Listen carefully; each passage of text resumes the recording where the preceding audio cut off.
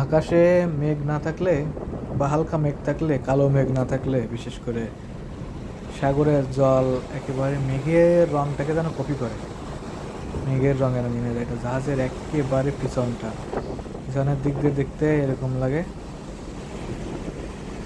দীর্ঘ একটা রেখা চলে আসতেছে পিছনে। আকাশে এক তুলোর মতন সুন্দর সুন্দর মেঘ। এটা আছে জাহাজের একেবারে পিছনের দিকটা, মোরিং উইঞ্চেস।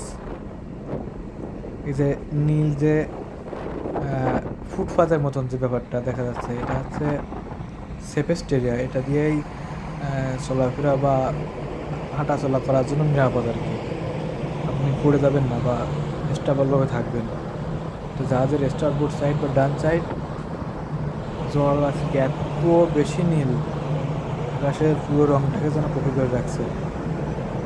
এই সাথে আকাশ আসলে এই ওপেন স্পেসে এই সাদা সাদা মেঘ আর এত বড় ওপেন স্পেস, নীল জল, এটা আসলে মনের ভিতরে এক ধরনের শান্তি বা ফুরফুরে মেজাজ আনে।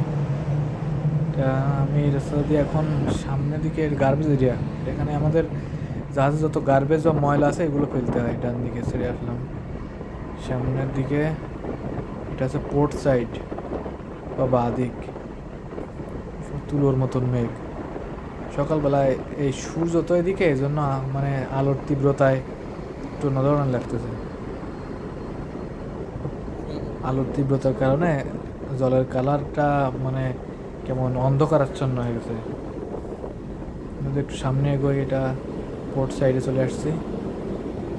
তাদের সামনের দিকে কার্গো হোল্ডস, আর ডান দিকে হচ্ছে আমাদের অ্যাকোমোডেশন বা যেখানে আমাদের থাকতে হয় আর কি। এই দিকটা আবার অনেকটা নীল দেখা যাচ্ছে, জল তুলোর মতন মেঘ, উজ্জ্বল আলো একেবারে। ওই সামনে দূরে একটা দ্বীপ দেখা যাচ্ছে, কালো, অনেক দূরে। এটা চায়নার কোনো একটা দ্বীপ হবে, অনেক দূরে। কে জানে ওখানে জনবসতি আছে কিনা।